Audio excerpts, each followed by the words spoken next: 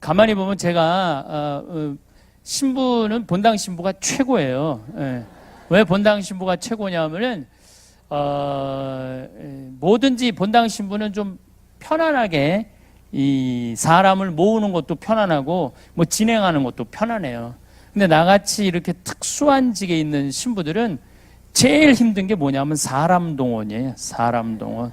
사람 동원이 제일 힘든데 우리 되살림 회원이 10,000명 정도 되는데 아마 내 기억으로는 여러분들이 아마 2,000번 안에 있는 분들이에요. 왜냐하면 한 번에 10,000명을 하면은 그걸 다 감당을 못하니까 이렇게 번호대로 이렇게 나눠 갖고 이렇게 했는데 2,000번인가 2,500번에 다 찼다고 그러더라고요. 그래서 나머지 지금 7,000명은 아예 전화도 못 받은 분들이 나머지 7,000명들은 전화도 못 받은 분들이죠. 그래서 나는 사실은 본당 교우가 한 10,000명 정도 있는 본당 신부 같은 그런 기분이 들고 이렇게 더운 여름에 여기까지 이렇게 와주신 여러분들한테 너무너무 감사하게 생각을 합니다. 또 이렇게 시간 내서 여러분들 미리 좀 노래해준 우리 막시모한테도 감사하게 생각을 합니다.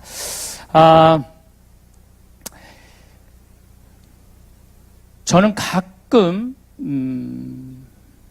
우리 생태마을에 암 환자들이 와서 이렇게 말할 때가 제일 억장이 무너져요. 신부님, 저 정말로 열심히 살았어요. 먹고 싶은 거, 쓰고 싶은 거, 다니고 싶은 거 안 다니고 자식들 열심히 교육시키고 그리고 돈도 열심히 모았어요. 근데 이제 암에 걸려서 3개월밖에 못 산대요. 신부님, 저 이대로 억울해서 못 죽어요. 이 말을 들을 때 참 가슴이 아파요. 한 번밖에 없는 인생인데 마지막에 해본 것도 아무것도 없이 억울해서 못 죽는다고. 저는 참 바보처럼 살았다고. 바보처럼 살았다고. 이렇게 하면서 눈물을 흘리면서 신부님, 이제 저한테 다시 한 번의 생이 주어진다면은 이제는 남을 위해서 살지 않고 나를 위해서 살고 싶다고. 그래서 억울해서 못 죽는다는 소리는 안 할 거라고. 난 참 바보처럼 살았다는 소리는 하고 싶지 않다고 이렇게 이야기하는 분들이 참 많아요. 그래서 어떤 분들이 잘 죽음을 맞이하느냐 보니까 잘 사는 사람이 잘 죽어요. 되게 잘 사는 사람들이 잘 죽지 못 사는 사람들은 죽을 때도 참 못 죽더라고요. 우리는 이 죽음에 대해서 준비가 제대로 안 돼 있는 경우가 참 많죠. 죽음에 대해서. 한국 사람들은 참 죽는 거 싫어해요. 참 싫어해요.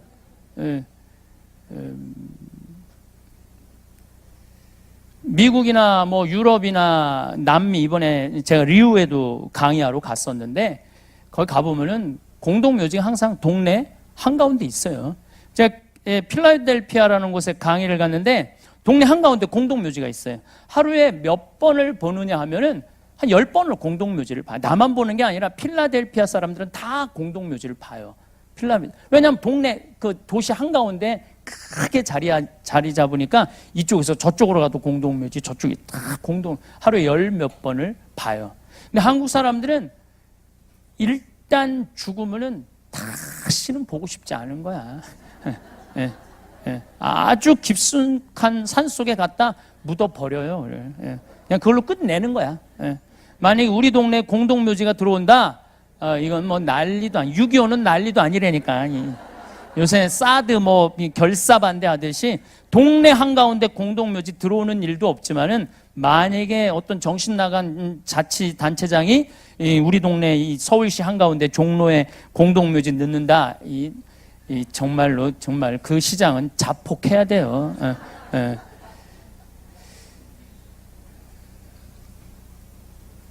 만약에 우리 집에 누가 암이 걸렸다 그러면 그 집은 그 순간부터 초상집이에요.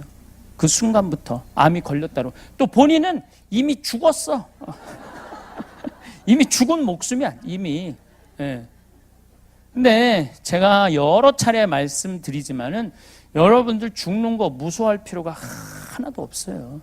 왜냐하면 우리 인간은 죽기 전까지는 절대 안 죽어요. 죽기 전까지는 절대 안 죽어요. 제가 강의 다닌다고, 아프리카 다닌다고 보통 비행기를 1년에 얼마나 몇 시간을 타나 봤더니 한 110시간에서 120시간 정도 차더라고요. 그러니까 6일은 하늘에 떠 있는 거예요. 6일은 하늘에 떠 있는데 큰 비행기도 타지만 조그만 비행기 탈 때도 많거든요. 지방 도시 갈 때는. 그러면은 난기류에 이렇게 걸릴 때가 많아요. 이번에도 잠비아에서 나오는데 난기류에 걸려갖고 그 옆에 이제 와인을 하나 받아놨는데 켜갖고 하늘로 와인을 튀는 거예요. 예. 그럴 때 사람들이 비명을 지르고 막 성호를 긋고 난리가 나요. 느닷없이 그때부터 성호를 긋기 시작해. 난리가 나. 근데 저도 처음에는 그렇게 난기류가 걸릴 때 무섭기도 하고 두려운 마음도 들었어요. 근데 요즘은 어떤 생각이 드느냐면은 언제부터 무서워하기 시작하면 되냐면 떨어지기 시작하면서부터 무서워하면 돼. 그전에는 안 떨어질 거거든. 그러니까 말을 타는 즐기는 마음으로 타요. 그럼 만약에 이제 비행기가 떨어질 때 되면은 제가 이제 일어나갖고 사람들한테 얘기하면 돼요. 아무래도 우리 죽을 것 같다. 그러니까, 이제 내가 천주교 신부니까 마지막 강복 줄 테니까, 받고 가라. 우리 인간은 죽기 전까지는 절대 안 죽어요. 그래서 죽음에 대해서 두려워할 필요가 하나도 없는 것 같아요. 그래도 죽는 게 싫어. 왜 죽는 게 싫으냐면은 사랑하는 사람과 이별 때문에 그래요. 더 이상 죽으면 사랑하는 남편, 자식, 부모, 아내 못 보잖아요. 근데 난 그것도 참 안타까워. 왜 안타까우냐면 살아있을 때는 개, 닭 쳐다보다가 꼭 죽고 나면은 그 앞에 영정사진 앞에서 통곡을 하고 우는 거예요. 왜 벌써 죽느냐고. 조금만 더 살았으면은 내가 잘해줬을 텐데. 살아있을 때는 사랑하지 않다가 꼭 죽고 나면 애절하거든요.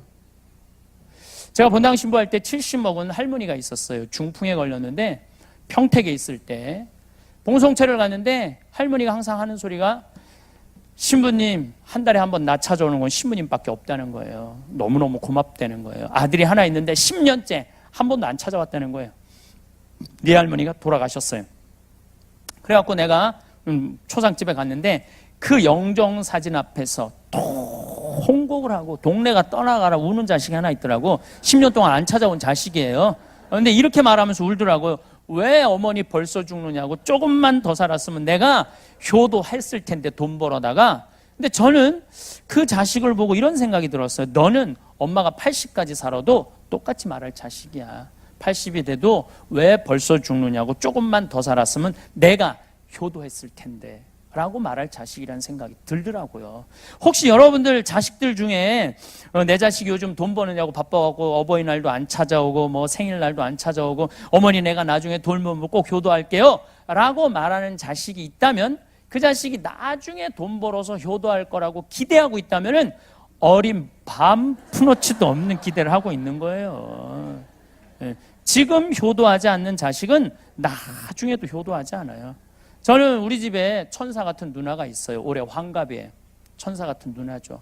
제가 평생 한 번도 싸운 적이 없어요. 우리 첫째 형, 둘째 형도 다 마찬가지. 누나가 제일인데 누나가 올해 환갑이에요. 환갑.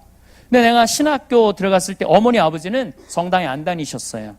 그리고 내가 방학 때 여름 방학 때 이렇게 가방을 메고 이제 기숙사 이제 끝나고 여름 방학에 집에 오면은 어머니가 딱 문 열고 들어가면은 너 같은 자식 둔 적 없다고 나가라고 어딜 집에 들어오느냐고 집에서 쫓아내셨어요. 그러면 내가 뭐 나이가 어려? 그걸 못 나가? 들고 나가는 거예요. 나가서 어디로 가느냐? 누나네 집으로 가는 거예요. 누나는 그때 3살, 5살짜리 조카가 있었거든요. 근데 나를 정말로 100년 손님 맞이하듯이 맞이해줬어요. 그리고 용돈도 참 많이 줬어요. 난 집에서 쫓겨나고도 저녁에 친구들, 신학생들하고 술 먹고도 버스를 타고 다닌 적이 없어요. 택시 타고 집에 들어갔지. 누나네 집에. 그렇게 천사 같은 누나 그리고 세월이 지나서 30년의 세월이 훌쩍 지난 거예요. 누나는 이제 환갑이 됐고 난 이제 50이 이제 된 거죠. 근데 이 천사 같은 누나한테 말만 천사 같은 누나라고 그랬지 잘해준 적이 없어, 내가 보니까. 그래서 이번 3월 달에 우리 천사 같은 누나한테 통장에 1,000만 원을 내가 넣어줬어요. 1,000만 원을. 많은 분들이 이렇게 박수를 치는데, 그런데 가만히 생각해 보니까 우리 천사 같은 누나는 내 영명 축일 때 예물로 50만 원, 100만 원씩 25년을 갖고 왔어요. 그러니까 나는 아직 반도 못 갚은 거야. 반도 못 갚은 거예요. 되게 여러분들 중에 남편들 중에 술 쭉 하는 남편들이 있을 거예요. 그렇죠? 네, 그러다가 죽었어. 그러면은 거기서 이렇게 통곡을 하고 우는 자매들 많이 봤어요. 이렇게 죽을 줄 알았으면 그 좋아하는 술이라도 한번 마음껏 먹게 할 걸. 네? 이렇게 통곡하는 아줌마들이 있어요. 여러분들 그러시지 마세요. 죽고 나서 후회하지 마세요. 그러니까 홍어 삭힌 거 전화하면 택배로 다 보내줘요. 돼지고기 목 삼겹살 사갖고 묵은지 이렇게 해갖고 여보 오늘 저녁에 집에 들어와. 바깥에서 먹지 말고. 그래갖고 소주 한 5병 사갖고 드립다 먹이세요. 이브닝 드레스 입고 허벅지 파진 거 여러분들 한번 여기다 꽃도 하나 딱 꽂고 그래갖고 그냥 드립다 먹여. 그리고 그 남편이 죽잖아요. 죽으면은 이렇게 말할 수 있어요.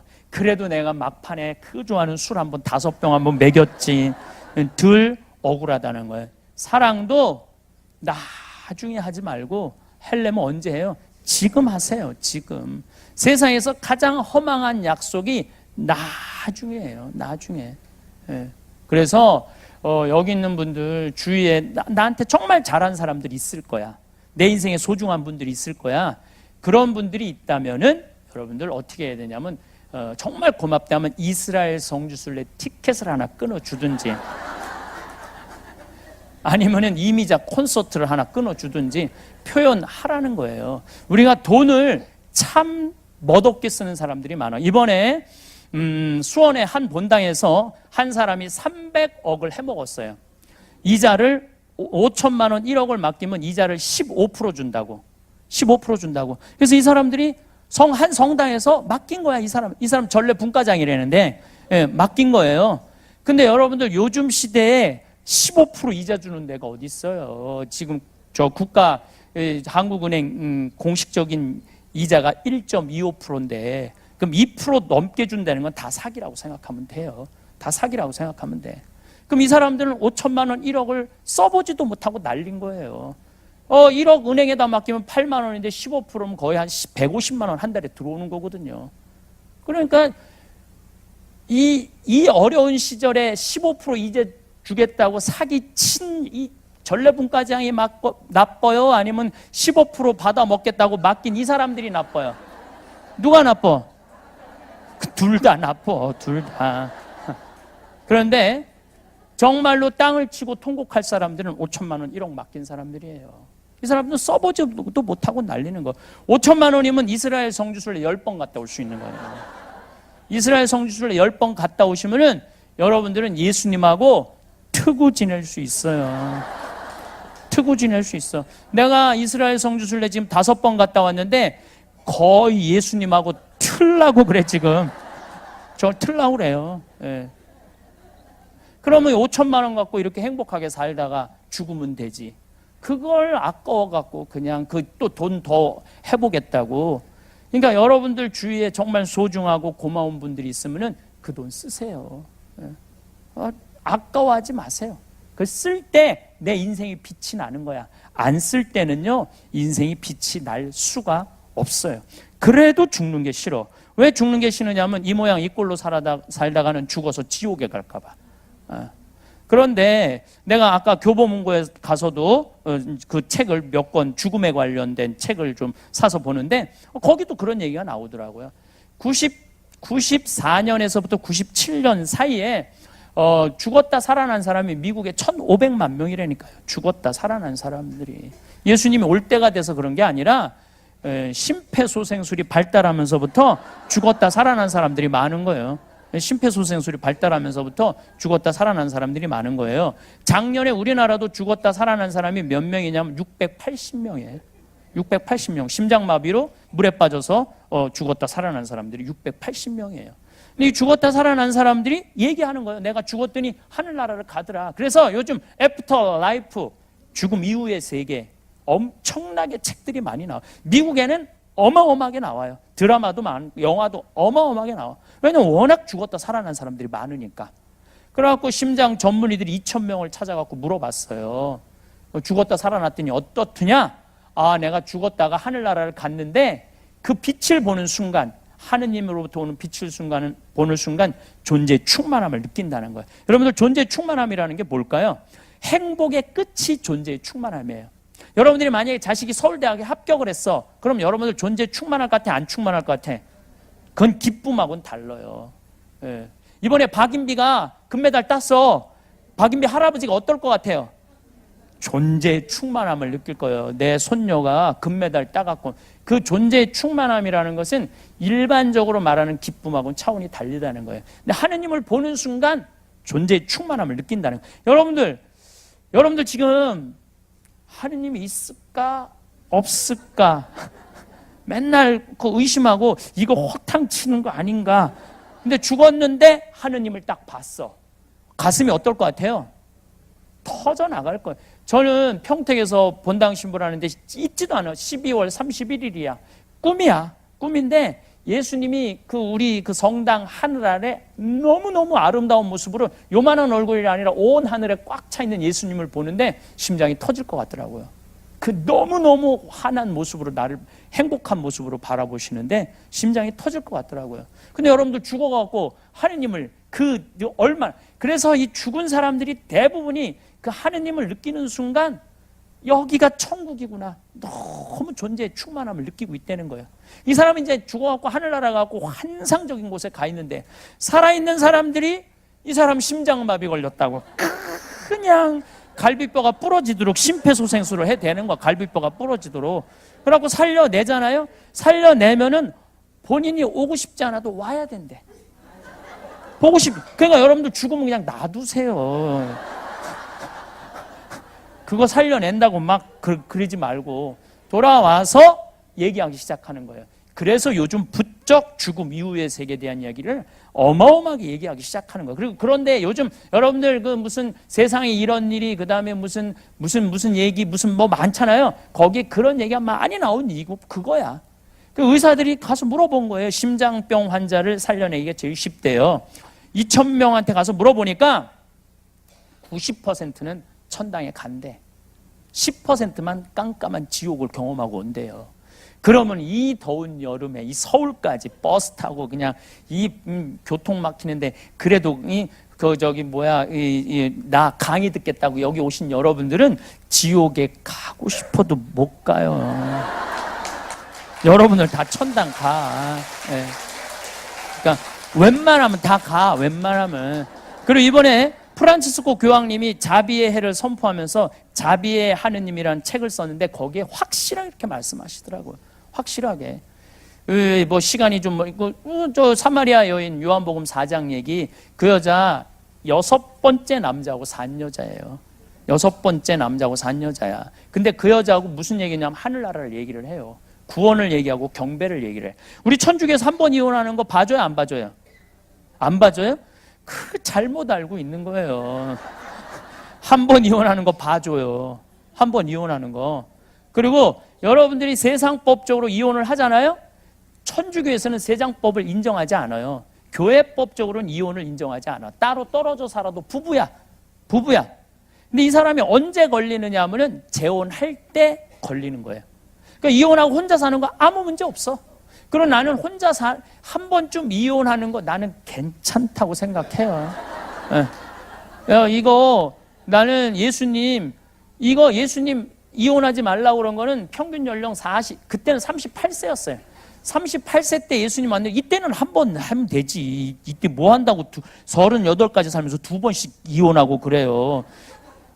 이제 120살까지 사는 시대에 지금 살고 있는데 한 남자하고 살라는 건 이거는 내가 보기에는 이거는 천형이야. 그래서 예수님이 다시 오셔야 된다니까. 한 3번까진 괜찮다 이렇게.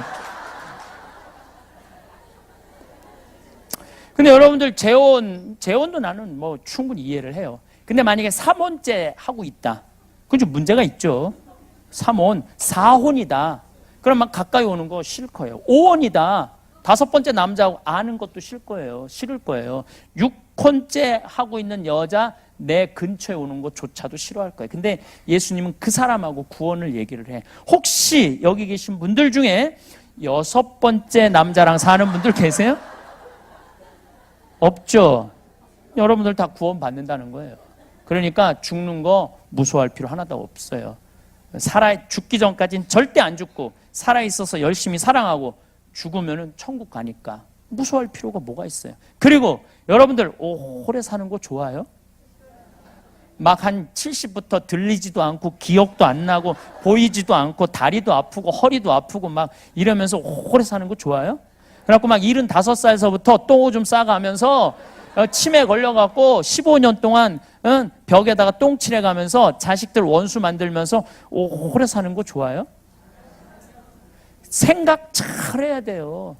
머릿속에서 그냥 사는 것만 중요한 게 아니에요. 내가 사는 날까지 얼마나 행복하고 멋있고 건강하게 사느냐, 이게 참 중요해요.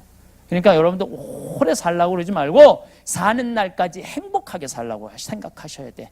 그래갖고 뭐 먹고 싶은 거 먹고 다니고 싶은 거 다니고 또 이런 콘서트 같은 거 하는 날 그냥 와. 그냥 집에 있지 말고 그래갖고 막 돌아다닐 수 있을 때까지 돌아다니다가 한 86살쯤 주무시다가 그냥 죽어.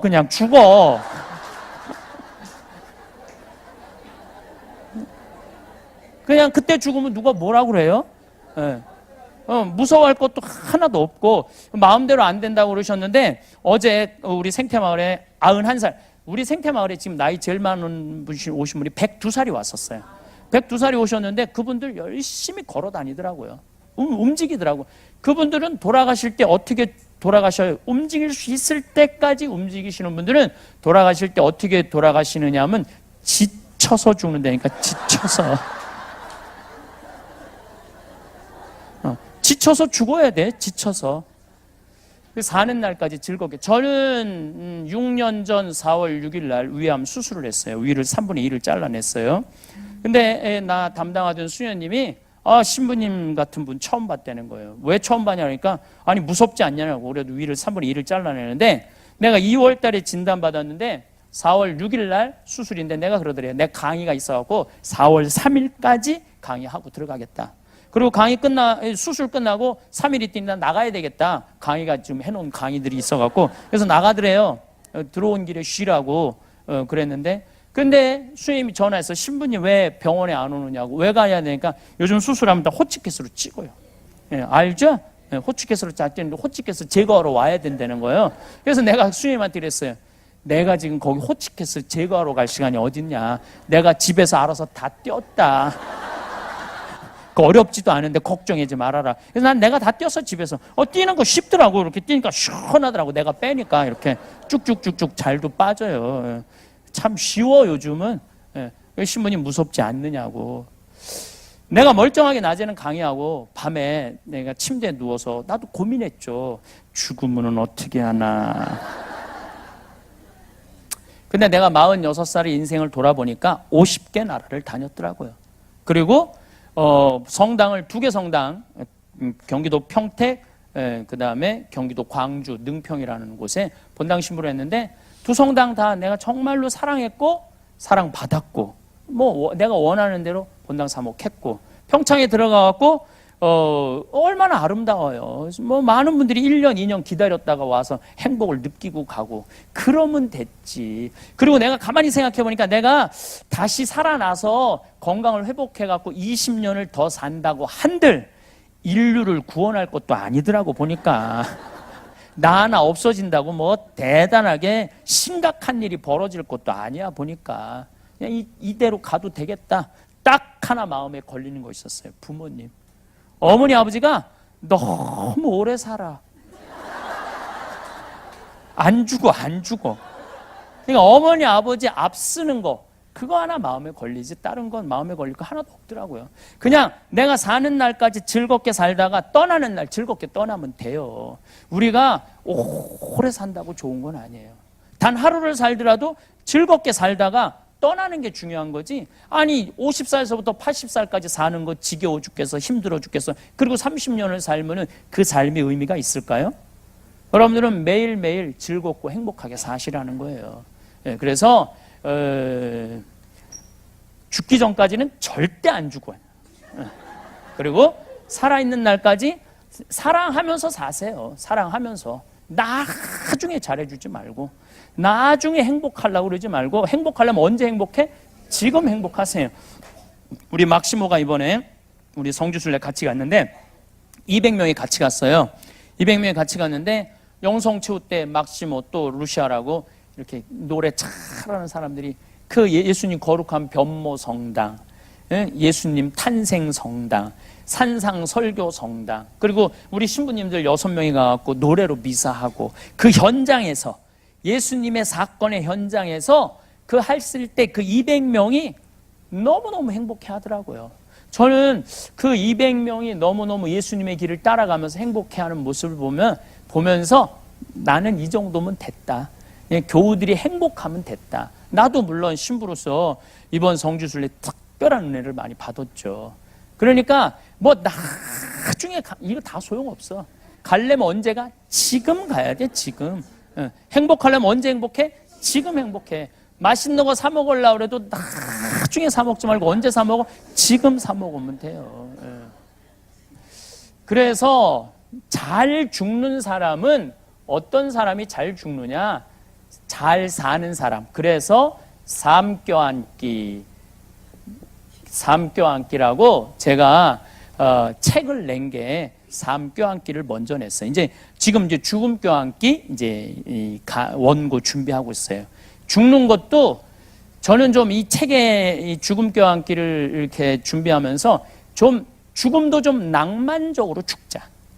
좀 멋있게 죽자. 죽을 때도 안 죽으려고 뭐 살아있을 땐 생전 뭐 건강한 거 안 먹다가 딱 당신 암에 걸렸다 그러면 그때부터 산삼을 캐와라, 무슨 뭐 용한 의사를 대라, 누가 더 좋으냐. 그때부터 그러지 말고 산삼을 먹으려면 언제 먹어? 지금 먹어, 지금. 암에 걸려서 먹지 말고 지금 먹으세요. 용한 의사를 좋은 거 사 먹으려면, 내 진단 받으려면 언제가? 지금 가. 그래서 내가 하는 얘기가 청국장을 사 먹으려면 지금 사 먹으라는 거야, 지금. 나중에 사 먹지 말고 사 먹으려면 지금 사 먹으라는 얘기죠. 지금 내가 건강한 게 훨씬 좋다는 거죠. 지금 우리나라 1살서부터 30살은 행복하냐? 30살은 60살 행복하냐? 60에서 120살은 행복하냐? 1살서부터 30살 이때는 뭐 해야 되는 나이냐면은 엄마 아빠랑 먹고 마시고 놀아야 되는 때예요. 먹고 마시고 놀아야 되는 때. 우리들이 이 먹고 마시고 노는 게 우리 가톨릭 신자들이 뭔가 예수님한테 미안하다고 생각하는데 절대 그렇게 생각하지 마세요. 부처님이 29살에 출가를 해요. 부처님이 29살에 출가를 하는데 6년 동안 고행을 하는데 어느 정도로 고행을 하느냐 하면은 하루에 빵 하나, 쌀 한 톨. 그럼 물은 자기 오줌을 받아 먹었어요. 그래갖고 이 부처님이 뭐라고 그러냐면 자기가 이 등에 구슬 꿰인 것처럼 이 등뼈, 디스크가 이 구슬 꿰인 것처럼 있고 앞에서는 뭐가 보였느냐면 이 배가 보이는 게 아니라 뱃속에 이 갈비가 다 들여다 보였다고 그랬어요. 6년 동안. 근데 너무너무 힘들더래요. 이거를 막 하고 그랬대. 아무것도 안 먹고. 너무너무 힘들더래. 그래갖고 이제 도저히 지쳐갖고 쓰러져 있는데 그 옆에 무슨 뭐 소 10,000마리 갖고 있고 소 1마리 갖고 있는 여인이 지나가다가 우유죽을 주더래요. 근데 그 우유죽을 딱 먹는데 너무너무 행복하더래. 그리고 어떻게 하느냐면 해먹이라고 나무하고 나무 사이에 있죠. 그물 거기에 누워서 바람이 싹 부는데 그때 깨달음이 오더래요. 그래갖고 이제 6명이 같이 수행을 했는데 나는 더 이상 이제 고행을 하지 않는다. 나는 내가 인생을 살아보니까 먹고 마시고 노는 거 안에 삶의 진리가 들어있더라. 여러분 우리가 착각하고 있어요. 보리수 밑에서 그 안 먹고 안 마셔서 부처님이 깨달은 게 아니에요. 부처님 언제 깨달았냐면 먹고 마시고 놀면서부터 깨달았다고 그래요. 그래서 그러면서 어떤 그런 얘기를 해요.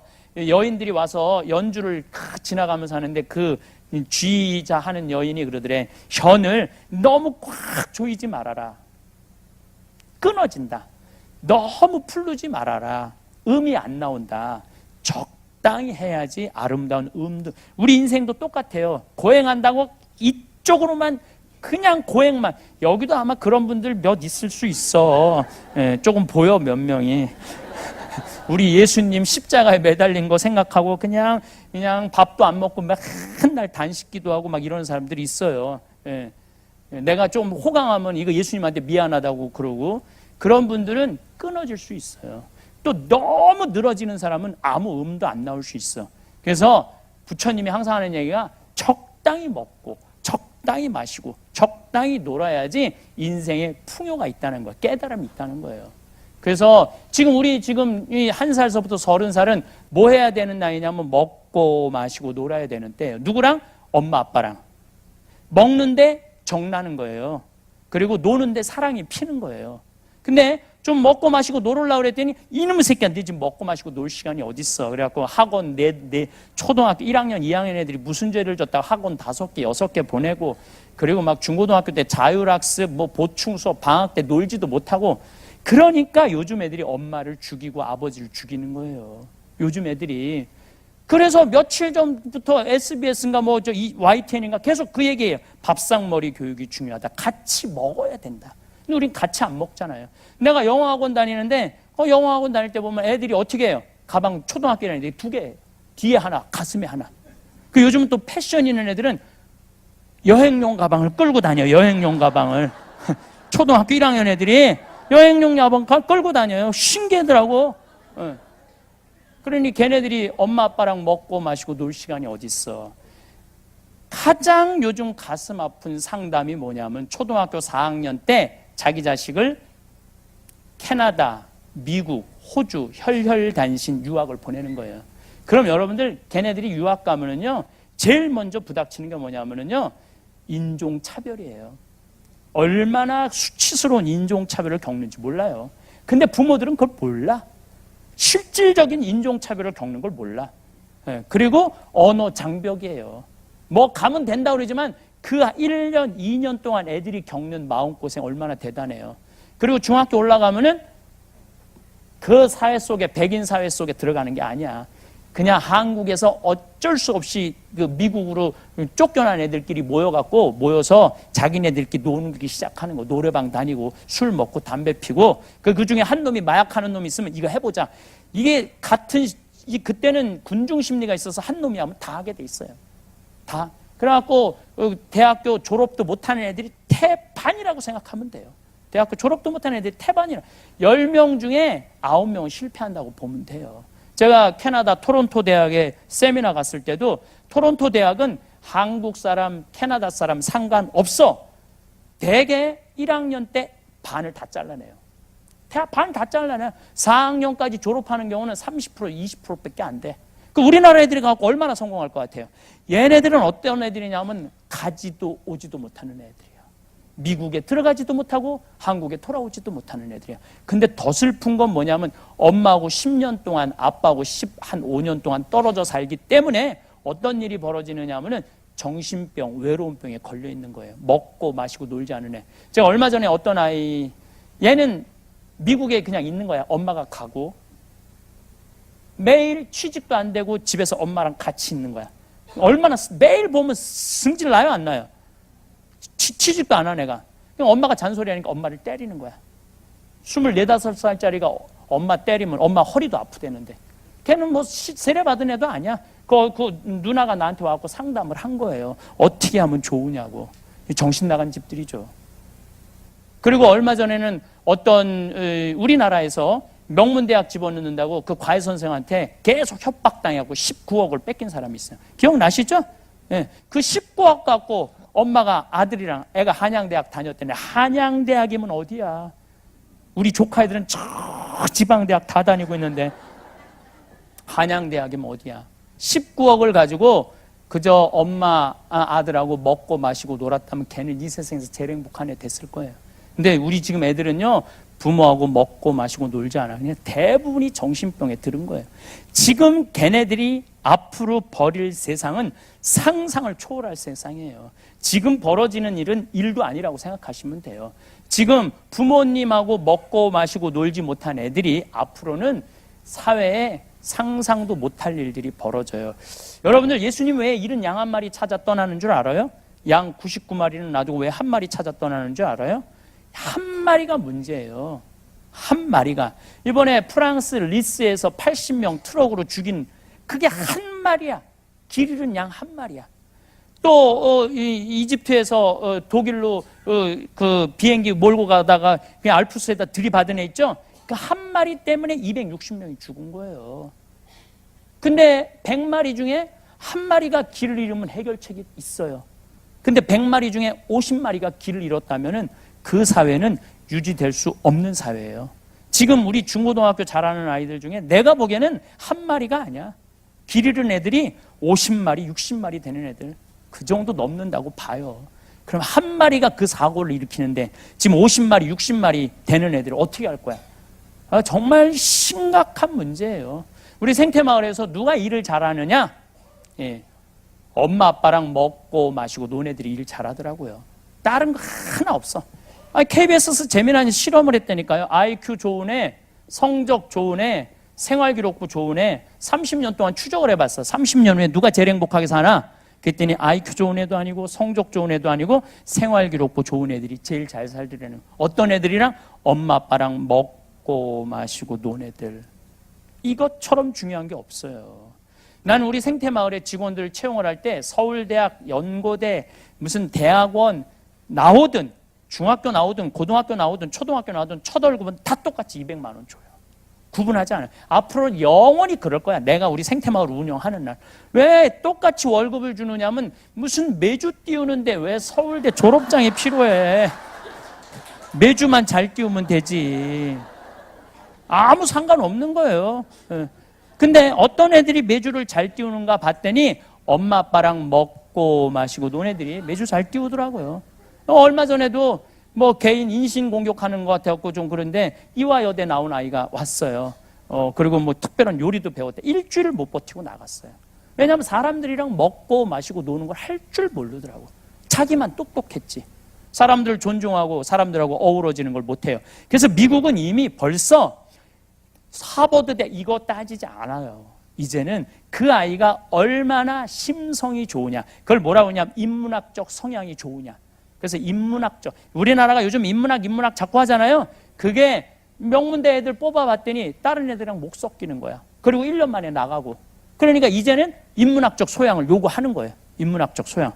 인간, 얼마나 인간미가 흘러 넘치느냐. 이걸 보는 거죠. 그러니까 엄마 아빠랑 먹고 마시고 논 애들이 되는 거예요. 그럼 30살서부터 60살은 행복하냐? 이때는 여행은 가슴이 떨릴 때 가야지 다리가 떨릴 때 가면 안 된다니까요. 근데 이때 가야 되는데 애들 공부시킨다고 유학 보낸다고 안 가요. 근데 이 엄마들 하는 말이 있어. 엄마는 안 먹고 안 마시고 안 놀아도 돼. 너 출세하는 게 엄마의 기쁨이고 행복이야. 얘 출세하는 게 기쁨이고 행복이라고 얘기를 합니다.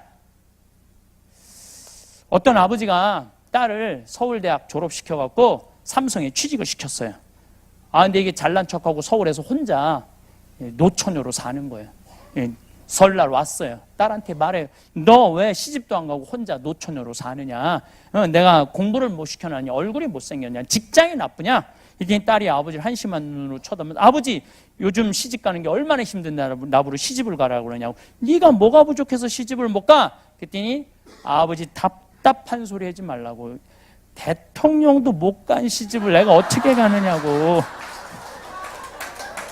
대통령도 못 간 시집을 내가 어떻게 가느냐고. 예. 보니까 대통령도 뭐 시집도 안 가고 막 그냥 혼자 그냥 저렇게 사는 거 보니까 시집 가는 게 어렵긴 어렵죠. 예, 생각해보니까 또 밀릴 수가 있어? 그러면은 너 그렇게 잘났으면 너 대통령이라도 해보라고. 그랬더니 딸이 한대는 소리, 아버지 한심한 소리. 아버지가 대통령을 했어야지 나도 해볼 거 아니냐고. 여러분들 자식들을 대통령 만들고 싶으면 누가 먼저 대통령이 되려냐면 여러분들이 먼저 대통령이 돼야 돼요. 자식을 출세시키고 싶으면 누가 먼저 출세해야 돼? 여러분들이 먼저 출세해야 돼. 자식을 철들게 하고 싶으면 누가 먼저 철이 들어야 돼? 여러분들이 먼저 철이 들어야 돼요. 근데 지금 대한민국의 50대, 60대들이 철 들어 있나요? 나는 굉장히 의문점이 많아요. 철이 든다는 건 뭐냐면 신념이 있어야 돼. 삶에 대한 신념이 있어야 되고 삶에 대한 가치관이 있어야 돼. 나는 어떤 신념으로 인생을 살 것이고 어떤 가치관으로 살아갈 것이라는 이런 게 확고한 사람들은요, 애들이 부모를 그걸 보고 자라요. 근데 내가 며칠 전에 퀸이라는 잡지에 기자들이 저하고 인터뷰하러 왔어요. 근데 내가 무슨 얘기를 했냐면 요즘은 부모가 자식한테 신념 가치관을 전해주는 부모가 어디 있냐. 기껏 핸대는 소리가 공부해라는 말밖에 더 해냐. 평생 공부하라는 말에 신념이 있냐 가치관이 있느냐. 그랬더니 그 남자 기자가 그런 얘기를 하더라고. 신부님 저도 가만히 생각해보니까 엄마가 한 번도 당신의 신념에 대한 가치관에 대한 얘기를 했던 적이 없다는 거예요. 한 번도. 여러분들은 어떠세요? 여러분들은 여러분들의 삶의 가치관이나 신념이나 내가 어떻게 인생을 살아가겠다라는 걸로 애들한테 얼마나 얘기를 나눈 적이 있어요? 사실 거의 없거든요. 그러니까 아무것도 전해주는 게 없는 거야. 그러니까 이 30대부터 60대들 자식 출세하는 게 자기 기쁨이고 자기 행복이라고 하지만은 이거는 허상에다가 두고 하는 거예요. 그리고 자식이 출세한다고 여러분들이 행복하지 않아요. 자식이 잘 된다고 한들 여러분들 행복하지 않아요. 출세한 자식일수록 여러분들 더 무시해요. 그렇죠? 그러면은 60세부터 120세는 행복하냐? 내가 자꾸 120세라고 얘기하는데 여러분들 이것도 잘 생각하셔야 돼. 왜 120세라고 지금 60살 되신 분들은 몇 년을 더 살아야 되냐면 60년을 더 살아야 돼요. 지금 60살 된 분들은 60년 더 살아야 돼요.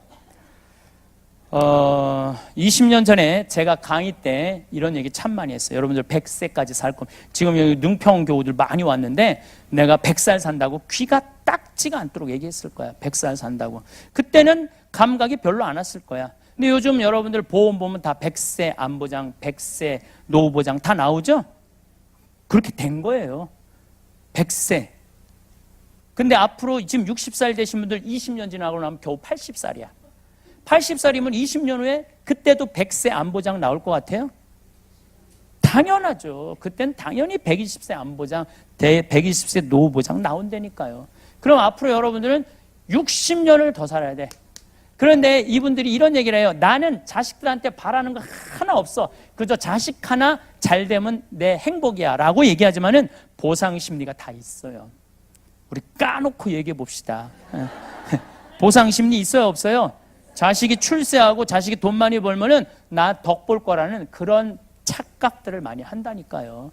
그러니까 자식이 의사야, 자식이 사장이야. 그러면 이 할머니들 자기 주머니에 돈이 있어도 절대 내가 안 사 먹어. 왜 내가 안 사 먹느냐면 아이 잘난 자식이 있는데 왜 내가 내 돈으로 가서 사 먹어? 자식이 사줄 때까지 기다리는 거예요. 사줄 때까지. 언제 올지 몰라도 하여튼 기다려. 사줄 때까지. 근데 여러분들 자식들이 무슨 무당이야? 갑자기 일하다가 오늘 엄마가 갈비가 먹고 싶으네. 그리고 찾아와서 엄마 오늘 갈비 먹고 싶었지 라고 말하면서 와서 갈비 사주는 자식은 대한민국에 한 명도 없다. 한 명도 없다고 생각하시면 돼요. 지금 갈비 먹고 싶은 거 누구만 알아? 나만 알아요. 여러분들 지금 먹고 싶은 거 옆에 남편도 몰라. 누구만 아냐면 나만 알아. 나만. 그러면 나 갈비 먹고 싶은 거 나만 알면 누가 사줘야 돼? 내가 사줘야 돼. 누구 돈으로? 내 돈으로. 무슨 돈으로? 집 잡혀서. 자, 이젠 집이 효자예요. 자식이 절대 효자가 될 수가 없어요. 그리고 이거는 적으셔야 돼요. 왜 적어야 되냐? 왜 60살서부터 120살까지의 행복을 자식한테 떠넘겨요? 자식이 무슨 죄를 졌다고? 자식이 60살서부터 120살까지 자식이 효도하면 행복하고 그때부터 효도하지 않으면 불행하고 자식하고 그렇게 철저하게 묶여 있어야 돼요? 그렇지 않아요? 그리고 애들이 60년 동안 책임져야 되는 의무가 어디 있어? 그리고 여러분들 자식들 중에 여러분들 집에 태어나고 싶어서 태어난 애는 한 명도 없어요. 한 명도 없어요. 한 명도 없어. 여러분들이 좋아서 낳은 거야. 그리고 여러분들이 좋아서 키운 거고.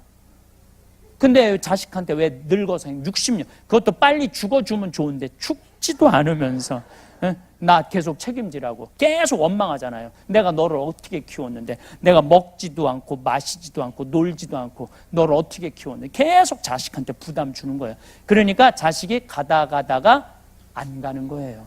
안 가는 거예요. 점점 부모가 부담스러워지는 거예요. 그리고 여러분들 이걸 아셔야 돼요. 이것도 제가 전 요즘 이렇게 다큐멘터리를 유튜브로 많이 봐요. 보는데 거기에 의사가 나와서 그런 얘기를 하더라고요. 요즘은 사랑의 감정을 촬영을 한대요. 그래갖고 할머니들한테 자식 사진 이렇게 보여주고, 자식 보면은 이 뇌에 이렇게 다 전기 꽂아갖고 촬영 안 하면 전기가 팍팍팍팍 튄대요. 잘된 자식은 잘 돼갖고 좋아갖고 팍팍팍팍 튀고, 안 된 자식은 그게 안타까웠고, 어쨌든 부모는 자식을 보면 전기가 팍팍팍팍 튄대, 사랑의 감정이.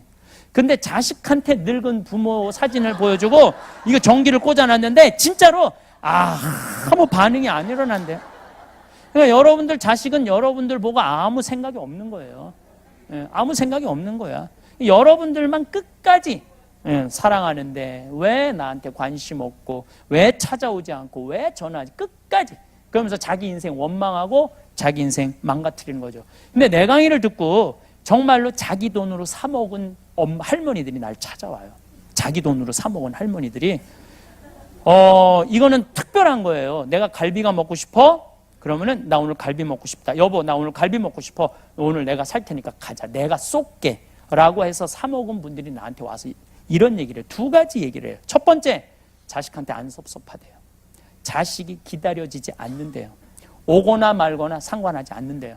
내가 가서 사 먹으면 되는데 오거나 말거나 그 무슨 상관이야. 꼭 잘된 자식 부모들이 기다리고 있는 거야. 그러니까 내가 어버이날 때도 굶은 할머니들 많아요. 어버이날 때도 아침 막 하려고 했더니 할아버지가 한마디, 애들 올 텐데 무슨 밥을 해느냐고. 맛있게 먹으려면 좀 아침 그냥 굶자고. 근데 점심 때 애들이 안 왔어. 그래서 막 하려고 그러니까, 에이, 저녁에 올 텐데 귀한 굶은 거 그냥 저녁에 그냥 배불리 먹자고. 그래갖고 저녁 때도 기다리고 있는데 5시에 아들이 전화해요. 어머니, 내가 너무 바빠서 오늘 못 가니까 통장에 10만 원 넣을 테니까 그거 갖고 맛있게 사 먹으라고. 여러분들 그 돈 갖고 저녁에 둘이서 사 먹을 할머니, 할아버지 한 명도 없어요. 이미 기분 잡칠 거 다 잡쳤는데 어디 가서 10만 원 가지고 뭘 사 먹어. 그냥 굶는 거지. 그러니까 왜 그러느냐 이거예요. 그냥 아침부터 해서 드세요. 앞으로 여러분들은 어버이날 되면 기다리지 마시고 아침부터 해서 드세요. 갈비 재서 먹고 그냥 여러분들이 알아서 먹어. 오거나 말거나. 그래야지 여러분들이 행복할 수 있다는 거예요.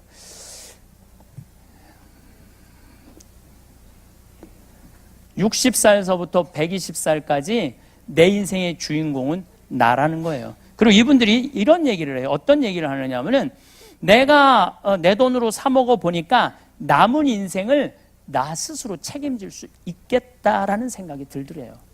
그리고 내가 최근에 날 찾아온 분 중에 아주 기가 막힌 분이 날 한 분 찾아왔어요. 강남 여의도에 빌딩이 3채가 있대요. 아들은 하나는 의사, 하나는 교수, 하나는 사장이래요. 근데 이분이 40에 혼자 됐대. 이분은 여의도 순복음교회 다닌대요. 난 우리 천주교만 예수님 십자가 생각하고 희생하라고 그랬는 줄 알았더니 순복음교회도 예수님 생각하고 희생하고 살라고 가르치네요. 근데 자기는 그렇게 평생을 살면서 네가 먹고 싶으면 네 돈으로 가서 사 먹으라는 설교를 교회에 나가도 들어봤던 적이 없대요.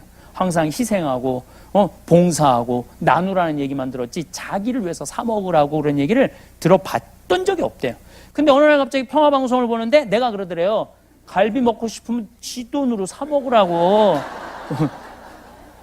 왜 자식이 올 때까지 기다리느냐고. 이분은 차도 1억이 넘는 기사 대서 왔어요. 우리 평창까지 기사 대서 왔는데 참 얼마나 대단한 분이야. 돈이 많아. 근데 돈이 그렇게 많아도 자기 돈으로 사 먹을 생각을 안 한 거죠. 근데 사 먹어 보니 자식이 셋이 안 와도 안 섭섭하더래요. 그래서 2년 전부터 자기 혼자 너무너무 즐겁게 산대요. 오거나 말거나. 그전에는 그냥 아무것도 안 하고 섭섭하다 그런 기만 한 거야. 자식이 안 왔다고. 그러니까 60살 이후부터는 자식이 여러분들 행복을 책임지는 게 아니에요. 60살 넘어서부터 누가 내 행복을 쳐? 내가 내 행복을 알아서 책임지는 거야. 신부도 마찬가지야. 난 이런 생각 많이 해요. 우리 교우들이 나 찾아오지 않는다고 나는 불행한 신부다, 불행한 신부다. 이거는 행복할 수가 없는 거예요. 그냥 내가 알아서 행복하게 살다 보면은 저는 매일매일 저한테 기적 같은 일이 많이 벌어져요. 많은 사람들이 저한테 그래요. 신부님은 왜 이렇게 기적 같은 일이 많이 벌어지느냐고. 그 다른 거 하나 없어. 항상 웃어. 그리고 감사하고 감동하면은 돼요. 오늘 여기 특별한 분, 다 나한테 여기 보니까 다 특별한 분들이야. 그리고 내가 우리 되살림 회원들한테도 너무너무 감사한 게 여러분들은 기적의 시작이에요. 왜 기적의 시작이냐면은 내가 지금 이번에 잠비아 대통령한테 1000만 평을 6월 21일 날 받았어요. 6월 21일 날. 나는 900만 평만 달라고 그랬는데 990만 평을 줬어요. 내가 항상 그래서 내가 기도하기가 무섭다니까요. 꼭 더 줘. 꼭 더 줘. 근데 이 땅이 어떻게 돼 있느냐 하면은 이렇게 돼 있어요. 여기가 12km, 10km, 6km. 삼각형 땅이에요. 그러니까 1000만 평이 12km, 10km, 6km야. 한눈에 안 들어와. 우리 이번에 여기 비아 교수라고 지금 노들섬 개발하는 교수가 이 맨하탄을 넣었는데 맨하탄이 이렇게 들어가더라고.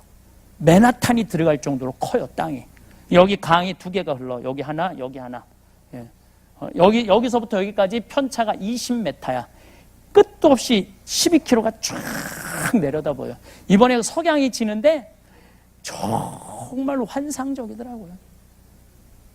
여러분들 궁금하죠? Come and see. 와서 보면 돼. 와서 보면 돼. 예.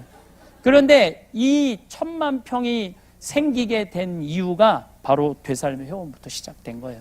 여러분들이 20년 동안, 15년 동안 변함없이 나를 후원해 줬기 때문에 내가 이 어마어마한 일을 해낼 수가 있는 거예요. 근데 나 여긴 여러분들하고 내가 뭐 개인적으로 여기 능평교우들 있지만 내 개인적으로 뭐 만나요? 거의 안 만나잖아요. 네, 개인적으로 안 만나요. 개인적으로 안 만나는데도 여러분들 또 우리 생태마을에 뭐 1년, 2년 기다려서 이분들이 왜 찾아오고 날 보고 며칠 전에는 어젠가 아침에 강의를 하는데 여기 루즈가 쫙 묻어 있는 거예요. 깜짝 놀랐어요. 웬 여자가 또 여기다 루즈를 묻혔나? 근데 생각이 나. 81살 먹은 할머니가 오셔갖고 신부님 꼭 안아보고 싶다고 꼭 안는 거야. 그런데 문제는 81살짜리 이 할머니가 이뻐. 근데 강의하러 올라갔는데 거기서 한 번 더 안아보겠다고. 그래서 여기 루즈가 2개가 묻어 있는 거야. 2번을 안아갖고. 예. 그분들이 왜 우리 생태마을에 오고 나한테 하느냐. 내가 항상 웃고 감사하고 감동하기 때문에 많은 분들이 저한테 정말로 기적 같은 일, 주님께서 나를 만들어 주는 거죠. 며칠 전에는 우리나라 경찰복이 바뀌었잖아요. 경찰복이 바뀌었는데 지금도 여기 보니까 진짜 멋없더라고. 근데 그 전에 납품하던 그 회사 자매님이 성당도 안 다니신데, 근데 9년 동안 항암을 뭐 30 몇 번을 하고 방사능을 30 몇 번을 했대요. 거의 이 마지막에 몸이 오징어가 될 정도로 힘들었대. 그런데 내 죽음교환기 강의를 들으면서 그래도 위로를 많이 받으셨대요. 그래갖고 이번에 경찰복이 바뀌면서 경찰복이 2,000벌 정도가 남은 거야. 그거 봉헌하겠다고. 성당도 안 다니는데. 그래서 가서 보니까 경찰복이 너무너무 좋더라고요. 근데 내가 무슨 말씀을 드리려고 그러냐면은 여기에 지금 한 100세대 정도가 살아요. 100세대가 사는데 이 사람들이 제일 걱정인 게 뭐냐면 내가 쫓아낼까봐. 여기 개발한다고. 근데 내가 이 사람들을 위해서 가는데 이 사람들을 쫓아낸다는 게 말이 돼요? 말이 안 되는 얘기 아니에요. 난 이 사람들 다 채용할 생각이야. 그리고 이 사람들이 한 달 월급이 7만 원이에요. 7만 원. 한 달 월급이 7만 원이에요. 여러분 우리가 얼마나 잘 사는지 알겠죠? 한 달 월급이 7만 원이야. 100명 채용해봤자 700만 원 밖에 안 돼. 한 달에 700만 원 밖에 안 돼요. 우리 되살림 회원들이 한 달에 나한테 보내주는 돈이 얼마인 줄 알아요? 4천만 원이에요. 4천만 원. 그러니까 그 100명 채용해갖고 집 짓는 거 그냥 벽돌 찍는 기계 이번에 다 해놨어. 그리고 거기는 무슨 시멘트 이런 거 살 거 하나도 없어. 개미산만 헐어갖고 넣어갖고 모래만 해갖고 찍으면은 콘크리트보다 더 단단해요. 근데 이 사람들 유니폼을 내가 맞춰주려고 생각을 하고 있었는데, 경찰복을 2,000벌을.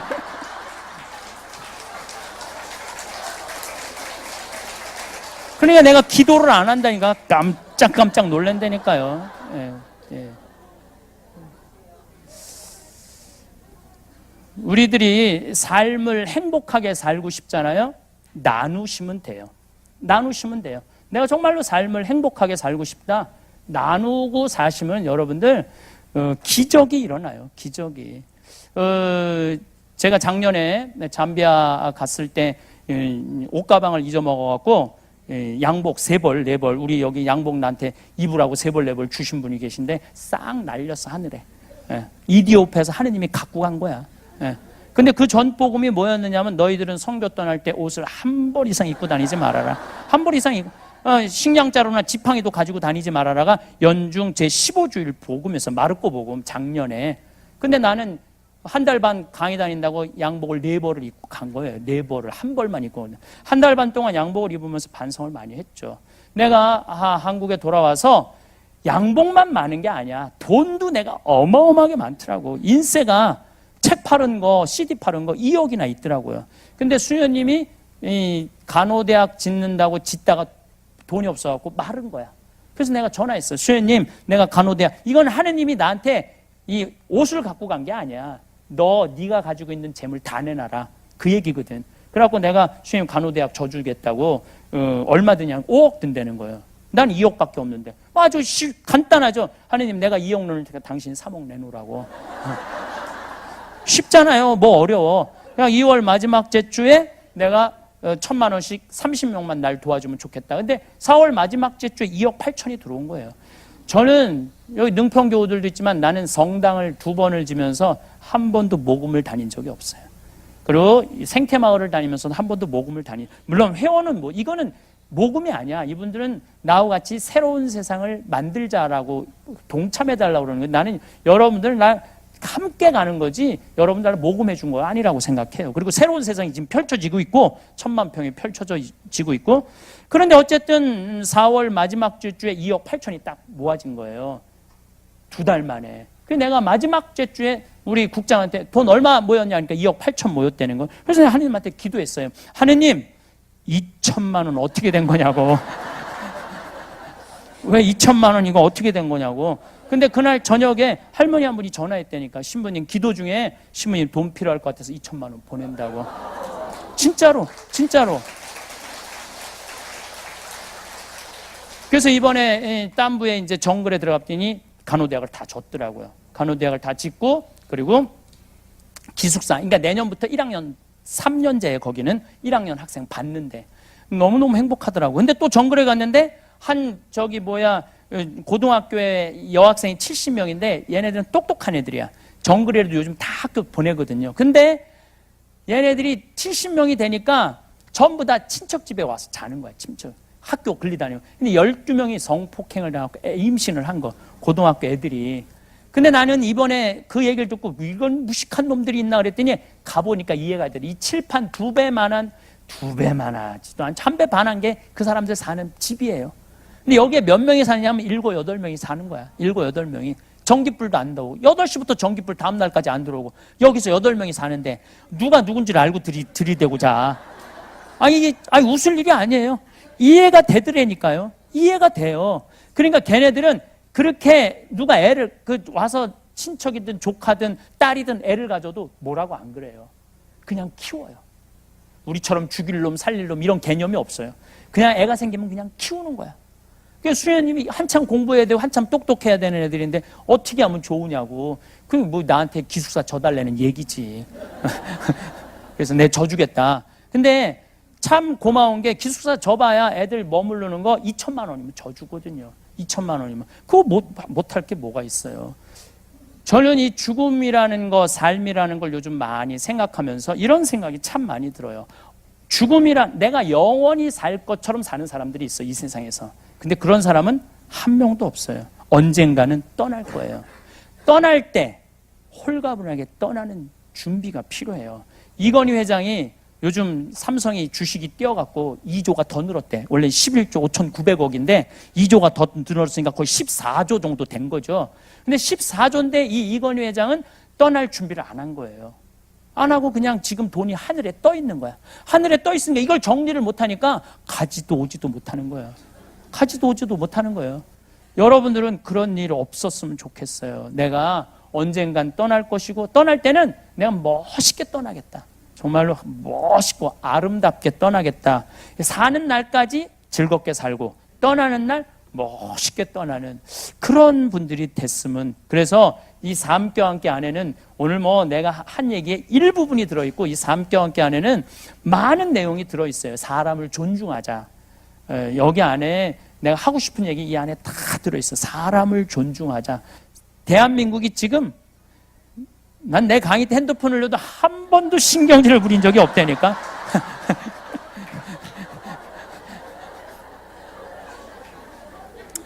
이것도 내 옛날 강의에 요즘 하는 강의에 들었는데 내가 능평에 내가 미사를 하는데 핸드폰이 울리더라고요.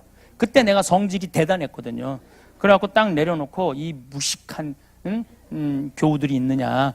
이 일주일에 한 번 정말로 하느님한테 기도하러 오는데 핸드폰도 안 꺼놓고 켜놓고 있느냐고. 미사 끝났는데 어떤 자매가 와서 신부님 죄송하다는 거예요. 우리 남편 핸드폰이라는 거예요. 남편 핸드폰인데 당신이 왜 사과를 하냐 그랬더니 우리 남편이 청각장애자라는 거예요. 청각장애자인데 진동을 해놨는데 그게 꺼진 걸 모르는 거예요. 이게 진동이 바뀌거든요. 내가 또 휴대폰 바뀔 때가 있어요. 내가 그때 이후부터 내가 강의 때 휴대폰을 넣어도 한 번도 신경질을 부린 적이 없어. 다 사연이 있더라고. 다 사연이 있는 거야. 그리고 내 나이만 되면 네 바지에서 울리는지 내 바지에서 울리는지도 몰라. 내가 50이 돼 보니까 그렇더라고요.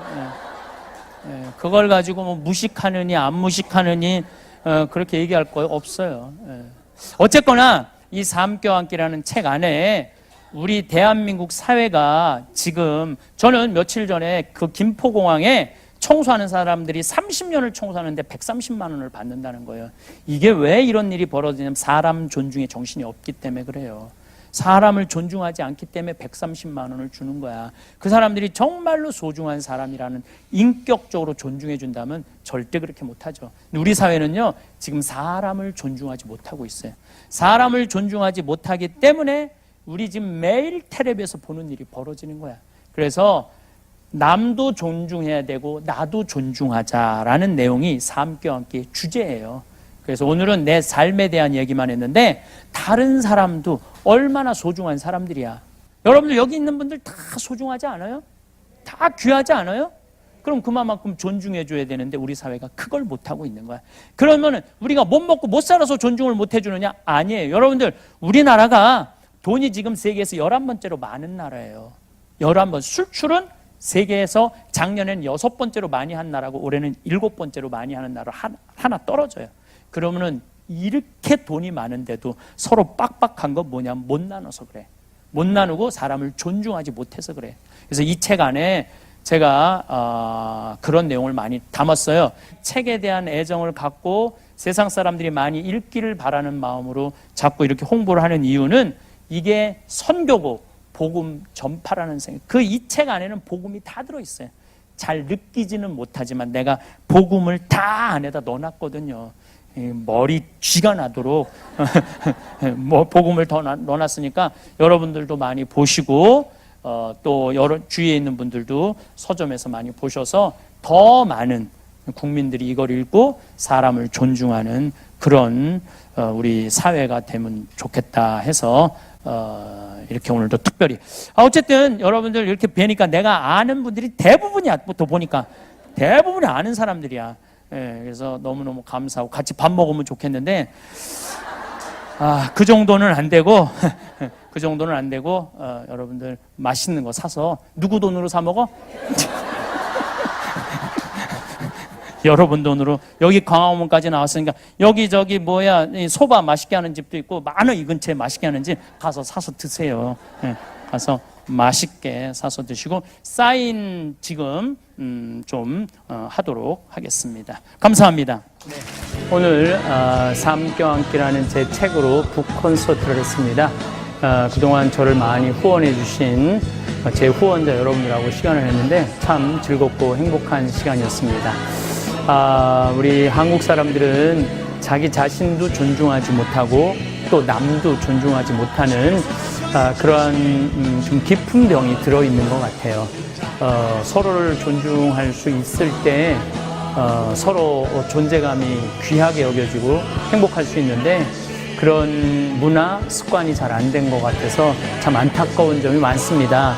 앞으로 제 책을 통해서 많은 분들이 자기 자신의 삶도 존중하고 다른 분들의 삶도 존중해 줄 줄 아는 성숙한 사회로 나가길 바라는 마음으로 책도 썼고 오늘 콘서트도 즐겁게 열었습니다.